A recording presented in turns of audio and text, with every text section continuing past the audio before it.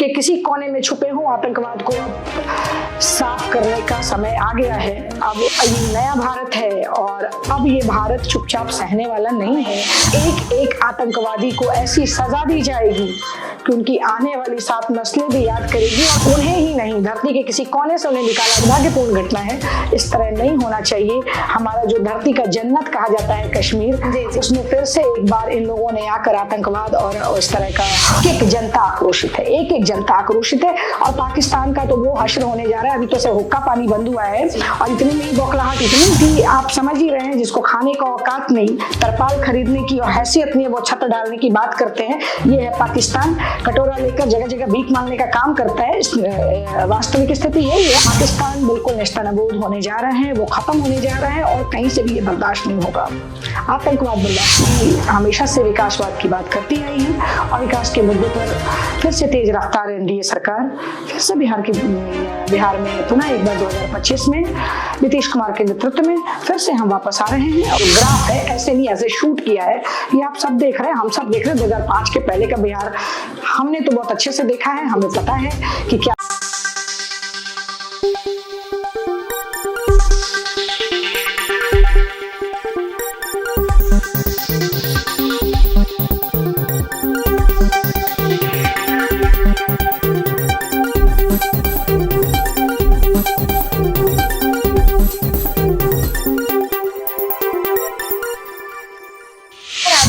National prime news और मैं हूं कैमरामैन कुणाल के साथ निवेदिता झा।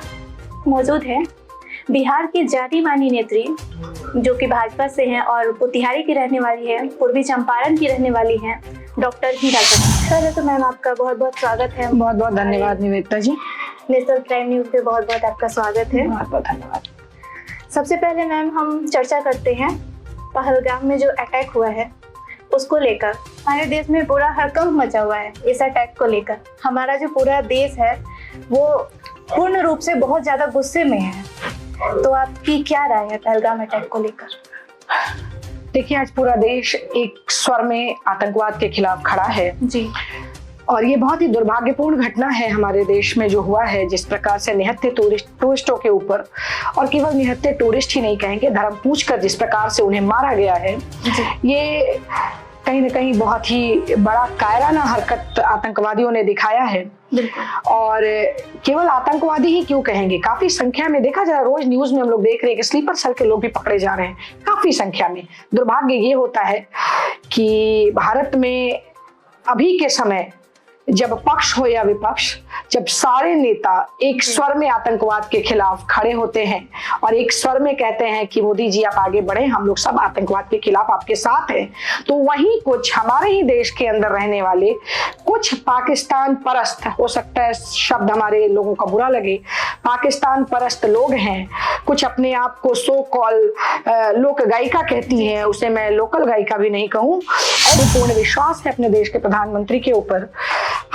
हम लोगों ने जो वोट किया है और नरेंद्र भाई मोदी को जो सत्ता में लेकर आए, हम सबको पूर्ण विश्वास है अपने प्रधानमंत्री के ऊपर कि वो जो कदम उठाने जा रहे हैं, उन्होंने बड़े ही कड़े स्वर में बोला है कि एक एक आतंकवादी को ऐसी सजा दी जाएगी कि उनकी आने वाली 7 नस्लें भी याद करेगी और उनके कल्पना से भी ज्यादा खतरनाक रूप से उन्हें सजा दी जाएगी। और सिर्फ उन्हें ही नहीं, धरती के किसी कोने से उन्हें निकाला जाएगा।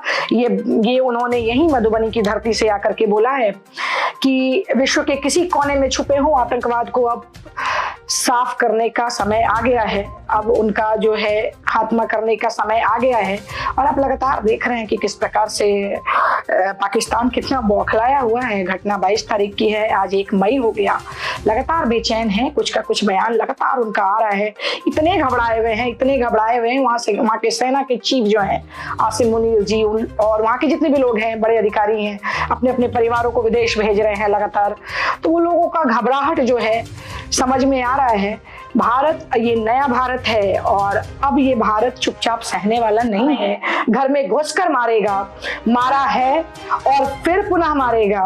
और इसमें केवल हमारा देश ही नहीं, अन्य देश भी जो है, सभी लोगों ने एक स्वर में भारत का साथ दे रहे हैं। सब लोग बोल रहे हैं, सबके बयान आ रहे हैं और ये सबके सामने है। और ये बहुत दुर्भाग्यपूर्ण घटना है, इस तरह नहीं होना चाहिए। हमारा जो धरती का जन्नत कहा जाता है कश्मीर, उसमें फिर से एक बार इन लोगों ने आकर आतंकवाद और इस तरह का व्यवहार करने का जो प्रयास किया है, ये एक एक व्यक्ति, एक एक हिंदुस्तानी कहीं ना कहीं आक्रोशित तो है ही। धर्म को पूछकर फिर उसको मारा गया, तो इस बारे में आप क्या कहेंगे? बिल्कुल सही है भाई, जिसका पति मरा है तो उसके घर परिवार वाले लोग जो है वो क्लियर रूप में कह रहे हैं कि धर्म को पूछा और उसके बाद कलमा पढ़ने को कहा, उसके बाद जो है कपड़े हटाकर देखा उनका खतना हुआ है कि नहीं। ये कहीं ना कहीं बहुत झकझोर देने वाली घटना है कि हमारे इस देश में हिंदू कहने पर मार दिया गया। ये छोटी घटना नहीं है और इसको लेकर हर कोई आक्रोशित है। कई लोगों ने आक्रोश मार्च निकाला, सब लोग कह रहे हैं, यहाँ तक कि AIMIM के जो चीफ है ओवैसी जी, वो भी ये बात लेकर के आए हैं कि इस तरह से धर्म पूछकर मारना बहुत ही दुर्भाग्यपूर्ण घटना है। ये कहीं से भी बर्दाश्त लायक नहीं है, ये बर्दाश्त कोई नहीं करेगा। देश की एक एक जनता आक्रोशित है, एक एक जनता आक्रोशित है और पाकिस्तान का तो वो हश्र होने जा रहा है। अभी तो से हुक्का पानी बंद हुआ है और इतने में ही बौखलाहट इतनी ज्यादा है, स्थिति आप समझ ही रहे हैं। जिसको खाने का औकात नहीं, तरपाल खरीदने की और हैसियत नहीं है, वो छत डालने की बात करते हैं। ये है पाकिस्तान, कटोरा लेकर जगह जगह भीख मांगने का काम करता है। वास्तविक स्थिति यही है और वो भारत से मुकाबला करने का सोच रहे हैं। तरह तरह की बयानबाजियों और तरह तरह के जो बात वो लोग कर रहे हैं, ये हम सब सुन रहे हैं और हमें हंसी भी आ रही है उन लोगों के ऊपर कि वो लोग क्या कर रहे हैं। पाकिस्तान बिल्कुल नेस्तनाबूद होने जा रहा है, वो खत्म होने जा रहा है और कहीं से भी ये बर्दाश्त नहीं होगा। आतंकवाद बर्दाश्त नहीं होगा किसी भी रूप में। मैम, इस बार मतलब अब तो देखा जाएगा तो बिहार में चुनाव का भी वक्त नजदीक आ रहा है। हाँ बिल्कुल, तो थोड़ी सी चर्चा हम इन मुद्दों पे भी करते हैं। आप इस बार किन मुद्दों को लेकर चुनाव में आ रही है? हमारी पार्टी आ रही है। मैं व्यक्तिगत रूप से अकेले, मैं एक पार्टी की कार्यकर्ता हूँ और भारतीय जनता पार्टी की सक्रिय कार्यकर्ता हूँ। हमारी पार्टी हमेशा से विकासवाद की बात करती आई है और विकास के मुद्दे पर फिर से तेज रफ्तार एनडीए सरकार से बिहार में पुनः एक बार 2025 में नीतीश कुमार के नेतृत्व में फिर से हम वापस आ रहे हैं। और इसमें क्या है, ये तो लगातार चल रहा है न्यूज़, ये तो कोई विषय ही नहीं है अभी, ये बिल्कुल क्लियर है जो है एनडीए की पुनः एक बार सरकार बनने जा रही है बिहार में। चीजों को देखते हुए कुछ सवाल हमारे जीवन में भी उठती है, तो ऐसा लग रहा है कि नीतीश कुमार का जो स्थिति है बिहार में वो डमाडोल बताया जा रहा है। पता नहीं है 2005 के बाद अगर बिहार में आई है तेज रफ्तार की सरकार, अगर कोई आई है, सुशासन की सरकार अगर कोई आई है, तो जब से नीतीश बाबू मुख्यमंत्री बने उसके बाद ही बिहार का जो डेवलपमेंट हुआ है और डेवलपमेंट का जो ग्राफ है ऐसे नहीं ऐसे शूट किया है। ये आप सब देख रहे हैं, हम सब देख रहे हैं। 2005 के पहले का बिहार हमने तो बहुत अच्छे से देखा है, हमें पता है कि क्या स्थिति थी 5 के पहले। और मतलब 6 बजे के बाद जो है घर के बाहर निकलना मुश्किल था। आज रात के 11:30 बजे भी मैं एक चिकित्सिका, एक डॉक्टर्स का तो निकलते ही नहीं थे घर से बाहर, कब अपहरण हो जाए पता नहीं था। आईएएस की पत्नी भी सुरक्षित नहीं थी, किस प्रकार उनका शोषण हुआ पता नहीं था, सबको पता है। और जो सरकार थी उसके नाक के नीचे हुई थी उस वक्त, ये भी सबको पता है। आज मैं एक डॉक्टर होते हुए, एक सोशल वर्कर होते हुए, एक पॉलिटिकली मैं उससे जुड़ी हूँ एक पार्टी से, उसके बावजूद भी 11:30 बजे रात को आराम से मोती झील के किनारे में आराम से वॉकिंग करती हूँ, कोई दिक्कत नहीं है मुझे। 5 बजे सुबह भी गांधी मैदान चली जाती हूँ, जब मन करता है, जहां मन करता है वहां जाती हूँ। तो ये कहीं ना कहीं एक डेवलपमेंट हुआ है। एक जो भय का वातावरण था, जो माहौल था, वो खत्म हो गया। आज आराम से बच्चे भी बाहर खेल रहे हैं, कोई दिक्कत नहीं है। जो संपन्न लोग हुआ करते थे उनके बच्चे घर से बाहर ना निकले, कहीं किडनैपिंग ना हो जाए, कहीं फिरौती ना मांग ली जाए। जितने स्वर्णकार है शाम होते शटर बंद कर देते थे कि पता नहीं कहाँ आखिर कौन सा लूट मच जाए, बहन बेटियां घर से बाहर नहीं निकल पाती थी। तो चीजों को हमने देखा है। तो यहाँ से मोतिहारी से पटना जाने में 8 घंटा लग जाता था, 10 घंटा।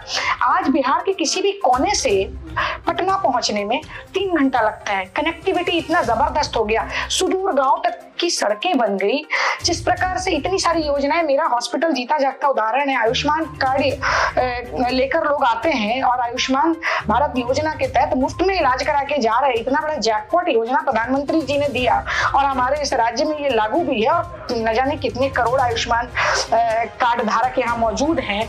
उसके बाद आवास हुआ, किसानों को के खाते में पैसे देखिए गिनने लगेंगे ना तो ये सारा दिन निकल जाएगा। मोदी गवर्नमेंट ने 10 साल में इतना काम कर दिया कि जो कि ये लोग जो है, इन लोगों ने तो प्रोग्रेस किया, नो डाउट, लेकिन प्रोग्रेस किया बाप का, बेटा का, माँ का, बेटी का, भाई का, अपने घर परिवार का प्रोग्रेस किया इन लोगों ने।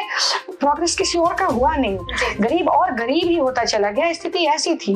तो वो लोग हमेशा से अपनी राजनीतिक रोटियां सेकने के लिए लोगों का शोषण करते चले आए और अब एक एक बच्चा इस बात को समझ चुका है। तो अब तो ये सवाल ही आप लोग करते हैं तो हमें लगता है कि पता नहीं कहां से सोच के ये सवाल आ पा रहे हैं।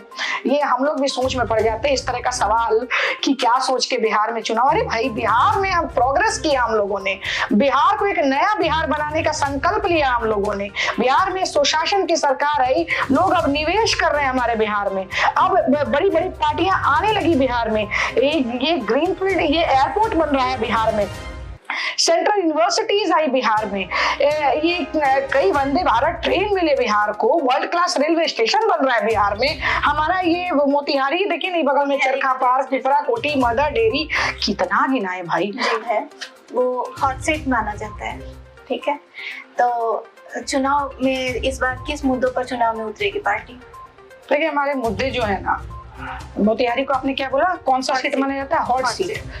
जाहिर सी बात है भाई, ये सत्याग्रह की भूमि है। यहाँ का बच्चा राजनीति से प्रेरित रहता है, जागरूक है लोग। तो अपने में चंपारण के एक एक व्यक्ति जागरूक है। यहाँ और जगहों में पूछेगा कि सांसद कौन, विधायक कौन, बता नहीं पाएगा। यहाँ के बच्चे से पूछेगा, वो बताएगा, इसलिए कि एक एक बच्चा जो है ना, यहाँ का व्यक्ति जागरूक है और ये सत्याग्रह की भूमि है। गांधी जी को भी यही जगह नजर आया था, समझ में आया? तो इसलिए चंपारण को हॉट सीट आपने कहा, अच्छा लगा, खुशी हुई जानकर। और मुद्दे तो अभी इतने सारे मुद्दे आपको मैंने गिनाया। हम लोगों ने जो विकास किया है, जो हमारी एनडीए की सरकार ने जो डेवलपमेंट बिहार में किया है, जिस प्रकार से एक ड्रास्टिक चेंज नजर आ रहा है और ये डेवलपमेंट का प्रक्रिया लगातार निरंतर चल रहा है, तो इसमें अब नया क्या मुद्दा आ जाएगा? यही सब मुद्दे तो यही है ना भाई, लगातार तो डेवलपमेंट हो ही रहा है। तो जब बात डेवलपमेंट की आई तो डेवलपमेंट तभी होगा जब सुशासन होगा, शांति व्यवस्था होगी, शासन और प्रशासन का सामंजस्य होगा, तभी तो काम होगा ना। तो वो सब तो देखने को मिल ही रहा है। शांति है हमारे यहाँ, ऐसा नहीं है।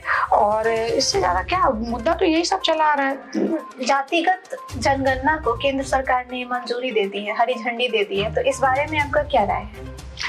देखिए, कल ही ये डिसीजन आया है। जातिगत जनगणना के लिए जितना विपक्ष हो हल्ला करता था और तोड़ने का काम करता था, आज तक जो भी बात का हो हल्ला उन लोगों ने किया है, सिर्फ तुष्टीकरण, सिर्फ तोड़ने की राजनीति, लोगों में भ्रामकता फैलाने की राजनीति, लोगों को किस प्रकार से उस्काना है, ऐसी राजनीति विपक्ष हमेशा करती आई है। लेकिन सभी को समान अधिकार मिले, केंद्र सरकार ने कहा है जो अगला सेंसस होगा उसमें कास्ट सेंसस भी होगा। तो ये सबको, जो पिछड़े हैं, जो जिनको वो अधिकार नहीं मिल पाया है, सबको एक समान अधिकार देने के लिए केंद्र सरकार का ये बहुत बड़ा योजना है। हम सब इसका स्वागत करते हैं, ये ऐतिहासिक निर्णय है। और ये सबको पता है कि जो तोड़ने के लिए वो लोग इतना हल्ला मचाए हैं, कभी धरातल पर कुछ किया नहीं। धरातल पर काम हमारे मोदी गवर्नमेंट ने ही किया है, हमारा सरकार ही किया है। और पुनः एक बार होगा, सभी को समान अधिकार देने के लिए एक बार फिर से जातिगत जनगणना की बात हुई है। जो अगला सेंसस होगा उसमें जातिगत सेंसस होगा। वैसे इसका हम लोग स्वागत करते हैं। कि जो है हॉट सीट है और यहाँ पे 20 वर्षों से हमारे प्रमोद कुमार जी विधायक रहे हैं, तो इस बार क्या हम लोगों को अलग चेहरा देखने को मिलेगा? या देखिए, भाजपा की गवर्नमेंट फिर से मोतिहारी में बनेगी। हमारा विधायक पुनः एक बार फिर से भारतीय जनता पार्टी का ही नेता होगा। और रही बात प्रमोद जी की, तो 20 वर्षों से वो विधायक ऐसे ही नहीं बन के आए हैं। जनता ने उन्हें भरपूर प्यार दिया है, वोट के रूप में उन्हें सम्मान दिया है। और एक ऐसा विधायक हम लोगों के बीच में है, आप कहीं जाएं तो आपको उन्हें ढूंढने की आवश्यकता नहीं है। इतना सुलभ, हर जगह जहां भी आप ढूंढेंगे आप बहुत ही आसानी से उनसे मिल पाते हैं। ये छोटी बात नहीं होती है। क्योंकि जनप्रतिनिधि इतने सहूलियत से जनता के बीच में अवेलेबल रहना ये बहुत बड़ी बात होती है। तो देखिए ये तो पार्लियामेंट्री बोर्ड का निर्णय है, इसमें मैं कुछ नहीं कह सकती। जो हमारे नेतृत्व का जो डिसीजन होगा। अगर मैं उम्मीदवार के रूप में आपका चुनाव हो, अगर आपको रखा जाए, इस पर भी मैं कुछ नहीं कह सकती। पार्टी ने जो भी अभी तक जो भी दायित्व देने का काम किया है, एक एक देखिए भारतीय जनता पार्टी का एक एक कार्यकर्ता जो होता है ना, बड़ी तन्मयता से काम करता है। कोई किसी से पेमेंट नहीं लेता, लेकिन वो अंदर का भाव है, वो देशभक्ति का भाव है ना, वो जो लगाव है पार्टी के प्रति, जो समर्पण है पार्टी के प्रति, जो एक इच्छा शक्ति उसके अंदर, हर एक कार्यकर्ता के अंदर वो इच्छा शक्ति है, हर एक कार्यकर्ता के अंदर वो लगाव है देश के प्रति कि वो पार्टी के लिए मर मिटने को तैयार है। तो ये तो दायित्व की बात है, और कौन सा परमानेंट दायित्व है भाई। आप जिस दायित्व में हमें रख दें, हम भली भांति उसे निभाने को तैयार है। लेकिन सबसे बड़ी बात है कि ये सब कौन आ रहा है कौन नहीं आ रहा है, ये मेरा काम नहीं है, मैं इसमें कहीं नहीं हूँ। जहां तक अपने विधायक जी की बात हुई, मैंने आपको क्लियर रूप में बताया कि अपने विधायक जी ऐसे ही नहीं विधायक बन गए, कई बार के मंत्री भी रहे, सिर्फ विधायक ना कहें उन्हें। कई महत्वपूर्ण उन्होंने पोर्टफोलियो को संभाला है। गन्ना विधि मंत्री भी रहे, वो कला संस्कृति विभाग को भी उन्होंने संभाला, पर्यटन विभाग को भी उन्होंने संभाला, कई काम उन्होंने किया है। तो केवल विधायक नहीं कहें, वो पूर्व मंत्री भी हैं, हमारे माननीय हैं, और पुनः अगर वो आएंगे तो हम लोग जान लगा के उन्हें जिता के भेजेंगे। तो ये तो कोई विषय नहीं है। हम लोग भारतीय जनता पार्टी के कार्यकर्ता है, और सोते जागते सिर्फ पार्टी के विषय में हम लोग सोचते हैं। मैं एक डॉक्टर हूँ, यहाँ पेशेंट देखती हूँ, लेकिन यहाँ बैठे बैठे भी जो काम होता है वो भी मैं करने का प्रयास करती हूँ, उसमें भी मैं पीछे नहीं रहती। अभी आप ये जो चर्चा चल रही है मेरे चेंबर में चल रही है, तो ये क्या है, पार्टी के लिए एक आवाज हर एक कार्यकर्ता वैसी बुलंदी के साथ आवाज उठाता है, और जहां कहीं भी हो हम लोग लगेंगे उसके लिए। फिर कह रही हो कि पार्टी हमारी माँ के समान है, हम लोग पार्टी को उस नजरिए से देखते हैं कि पार्टी के लिए जितना भी कुछ हो, nation first, party second and me the last, ये हमारा नारा है। हमारे भारतीय जनता पार्टी के एक एक कार्यकर्ता का नारा है कि हमारे लिए देश सर्वप्रथम है, उसके बाद हमारा पार्टी है, और उसके बाद हम स्वयं हैं। तो हम स्वयं के विषय में नहीं सोचते, पहले हम अपने देश के विषय में सोचते हैं। और पार्टी का क्या, पार्टी जिसे दायित्व देती है बड़ी बखूबी वो व्यक्ति निभाने का काम करते हैं, और बड़ी तन्मयता से निभाता है भाई। वो बिल्कुल नानुकुर नहीं करता, बड़ी तन्मयता से हर एक व्यक्ति जिसको जो दायित्व मिला है उसमें वो लगा रहता है। मुझे मिलेगा, मैं भी लगी रहूंगी। अब ये तो नेतृत्व तय करेगा ना कि किसे क्या करेंगे, ये मैं नहीं। मोतिहारी में जो है ना, गुटबाजी की खबरें हमेशा आती रहती है निरंतर, मतलब कैसी गुटबाजी, कहाँ गुटबाजी सुना आपने, ये बताएं। और वही तो मैं पूछ रही हूँ, कौन सी गुटबाजी, कहाँ हुई गुटबाजी, बताएं हमें। हमारा तो एक एक कार्यकर्ता एकदम कुछ।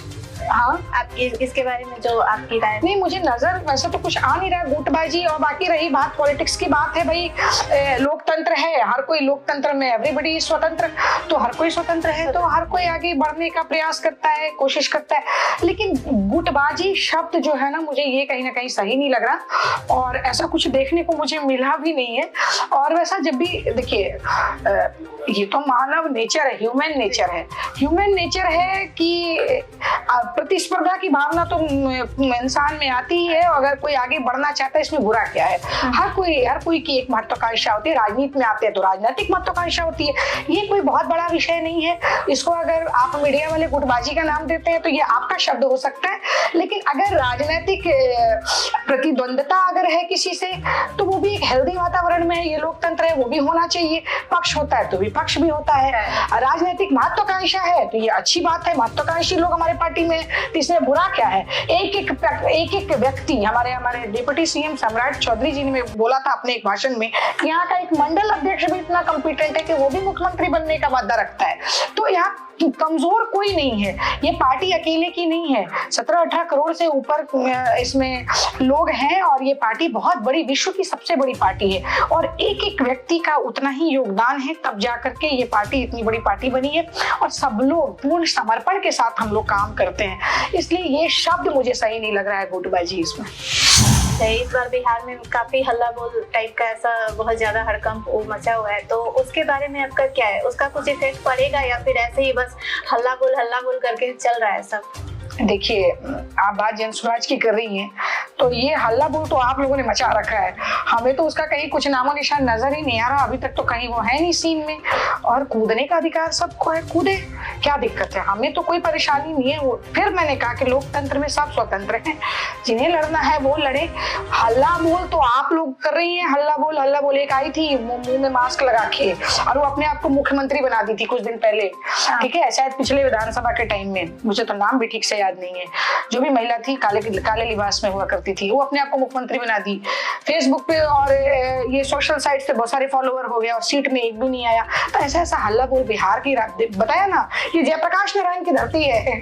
तो मैं बता दूं कि जब सत्ता को चैलेंज करने की बात आई थी ना, और संपूर्ण क्रांति की बात आई थी, तो उस वक्त जयप्रकाश नारायण ने जो आंदोलन किया था इंदिरा गांधी के इमरजेंसी के विरोध में, तो कई नेता उसी आंदोलन की उपज है जो निकल के आए और इतनी लंबी राजनीतिक पारी खेल रहे हैं। तो यहाँ सब लोग अपना भाग्य आजमाने का प्रयास करते हैं। तो प्रशांत किशोर जी भी उनको एक जो खुशफहमी में वो जीते है ना, कि हम ही थे तो ये बन गए, हम ही थे तो बंगाल इलेक्शन जीत गई, हम ही थे तो केजरीवाल जीत गए, हम ही थे तो भाजपा जीत गई, हम ही थे तो जदयू जीत गए। तो उनका ये जो भ्रम और खुशफहमी है ना, वो भी टूट जाना चाहिए इस बार। और इस बार बिहार की जनता उन्हें देगी जवाब, इसलिए आप टेंशन नहीं लीजिए। इस तरह का यहाँ लोग बड़े बड़े ख्याली पुलाव पका करके बिहार में ही हर कोई आता है अपना आजमाने के लिए, अपना भाग्य वो भी आजमाए। हम खुश हैं इस बात से, आप आइए और बहुत अच्छे से बिहार आपको विदा करेगा। धन्यवाद। अभी तक अगर देखा जाए तो बिहार में जब चुनाव हुआ था तो चिराग पासवान ने भी महिलाओं को टिकट दिया, नीतीश ने भी दिया, लेकिन बिहार में कौन, लोकसभा इलेक्शन? जी, अच्छा। और लेकिन आपकी जो पार्टी थी उसमें महिलाओं को नहीं उतारा गया बिहार में, और आप महिलाओं के लिए ही काम करती हैं, तो आपकी क्या राय है इस चीज को लेकर? देखिए, अगर मुझे पार्टी से अलग हटा के देखें तो बतौर महिला, अभी देखिए, मैं भारतीय जनता पार्टी की कार्यकर्ता नहीं, सिर्फ एक महिला बन के बोलूंगी। तो ऐसे में मुझे किसी भी महिला को ये अंदर से कसक तो रहेगी कि महिलाओं को आगे लाना चाहिए। लेकिन चलिए ठीक है, ये गठबंधन की भी बात थी, उसमें चिराग जी ने भी उतारा और इधर से नीतीश जी ने भी उतारा महिलाओं को, तो महिलाएं आई हैं। और मुझे देखिए, मोदी गवर्नमेंट ने महिलाओं के लिए, अभी जो हमारी सरकार है, महिलाओं के लिए निरंतर काम कर रही है, महिलाओं के सशक्तिकरण पे काम कर रही है। और यही एक सरकार है जो इतने सालों से पेंडिंग नारी शक्ति वंदन अधिनियम जो नहीं कोई पास करा पाया, वो मोदी गवर्नमेंट ने कराया। और आप बहुत जल्दी, ये जो कसक और वेदना महिलाओं के अंदर जो थी, हर महिला के अंदर है। देखिए, ऐसा नहीं है, सही बात भी बोल देना चाहिए इंसान को, सच्चाई तो बोलना ही चाहिए। और सच्चाई तो है कि सच में कोई नहीं लड़ी थी इस बार, तो किसी महिला को नहीं दिया गया था टिकट। ये सवाल आपका गलत नहीं है, आपके सवाल का भी हम सम्मान करते हैं बतौर महिला। लेकिन मैं ये भी आपको बता दूं कि मोदी गवर्नमेंट ही है जिसने 33% आरक्षण विधानसभा और लोकसभा में देने का काम महिलाओं को किया। नारी शक्ति वंदन अधिनियम बिल भी पास कराने का काम किया। और बहुत जल्दी महिलाएं भारी संख्या में मुख्य धारा से जुड़ने जा रही हैं। आप भी जुड़ेंगी, हम भी जुड़ेंगे, आने वाली और महिलाएं भी जुड़ेंगी। तो इसलिए मुख्य धारा में जोड़ने का काम, और नीतीश गवर्नमेंट ने तो ऑलरेडी पंचायत इलेक्शन में यहाँ बिहार में 50% महिलाओं को आरक्षण दे रखा है। तो पंचायत स्तर तक था, अब जो है सो विधानसभा और लोकसभा में भी होगा। तो ये हमारी सरकार ने ही किया है, हमारे नरेंद्र भाई मोदी ने ही किया है। तो इसके लिए मैं तहे दिल से आभार प्रकट करना चाहती हूँ। और जो हो गया सो हो गया, लेकिन आने वाला समय महिलाओं के लिए बहुत ही बढ़िया है, सुनहरा है, और महिलाएं मुख्य धारा से जुड़ेंगी। और मुझे पूर्ण उम्मीद है कि भारी से भारी संख्या में महिलाएं, तो अब तो मजबूरी भी होगी ना, 33% जब होगा तो उसमें तो आना ही आना है, तो आना ही आना है। तो वही चीजें नहीं, ना चाहने का भी बात मैं ये नहीं कहूंगी, इसलिए कि गवर्नमेंट ने चाहा तभी ये पास हुआ है। और कोई क्षेत्र बचा नहीं है जहाँ महिलाएं नहीं है, और इसमें भी अब काफी संख्या में। बहुत धन्यवाद मैम आपका, धन्यवाद कि आपने हमें अवसर दिया अभी इस माहौल में अपने शब्दों को रखने का। जी, बहुत बहुत धन्यवाद।